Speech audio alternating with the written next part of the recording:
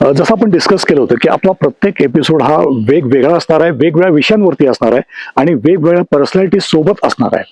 तर आज कोल्हापूर जवळच्या आंबा या ठिकाणी आपण आलेलो आहे. पण तुम्ही गेलात जंगलात तर दिसेल तुम्हाला बऱ्याच ठिकाणी कचऱ्याचे डोंगर आणि हे, पण तो एक वेगळाच पर्यटक वर्ग आहे. मग ते जंगलात उगाच आरडाओरड करणं हे आम्ही आमच्या पर्यटकांना सांगू असं काही करू नका.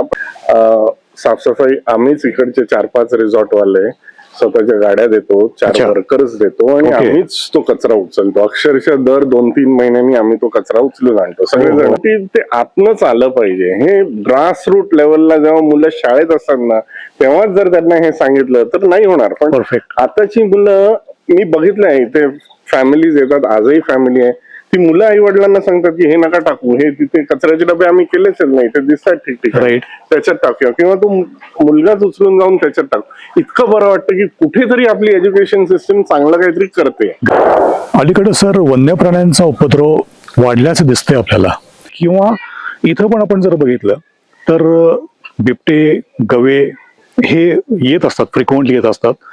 तर ह्या वन्य प्राण्यांचा उपद्रव तुम्हाला होतो का? म्हणजे हा प्रश्न निसर्गप्रेमी म्हणून पण तुम्हाला विचारतोय आणि ऍज अ रिसॉर्ट ओनर म्हणून पण विचारतोय, कारण तुमच्या रिसॉर्टमध्ये पण गवे वावरतात, नाही तर मुक्तपणे वावरतात असं मी स्वतः बघितलेलं आहे. अक्षरशः गवे इकडनं जातात. मी माझ्या स्टाफला सांगायचो की काय हे झाडं तोडताय तुम्ही, हे का करताय? ते म्हणतात गवे येतात. मला विश्वास बसे ना, म्हणून गवे इथे कशाला येतील? मग एकदा सकाळी 5:30-6 ला उठून मी स्वतः बघितलं, इकडनं असे चाललेले. हरणं येणार, कारण त्यांना प्रोटेक्टेड वाण. हरणं आले की बाकीचे पण प्राणी येणार आणि रोजचाच कदाचित संपर्क आहे गव्यांशी किंवा इथल्या गावकऱ्यांचा पण.